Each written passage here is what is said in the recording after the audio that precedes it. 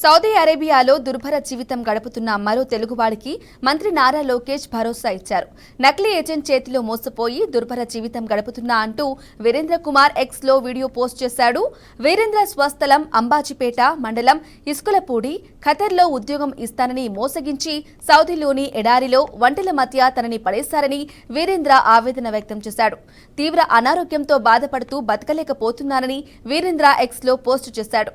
Virendra video చూసిన మంత్రి నారా లోకేష్ స్పందించారు. ధైర్యంగా ఉండాలని, స్వస్థలానికి తిరిగి తీసుకొచ్చే బాధ్యత తనదని మంత్రి లోకేష్ హామీ ఇచ్చారు.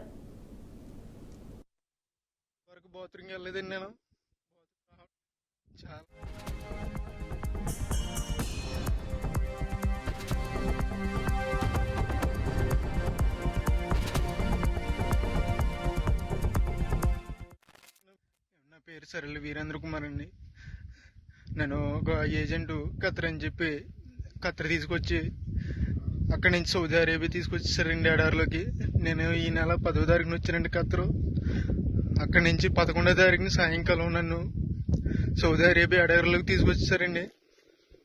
అక్కడ ఆ బాబా నన్ను 4 రోజులు ఉంచుకుని ఆ సౌదీ అరేబియాలోని ఇంకా చాలా దూరంలో తీసుకొచ్చి పడేయారండి ఎడారిలోని. నాకు 11వ తారీఖు నుంచి ఇప్పుడు వరకు నాకు ఆరోగ్యం ఏం బాగోలేదండి. రక్తంతో వాంతులు అయిపోతున్నాయి, ముక్కులంటే రక్తం వచ్చేస్తుందండి.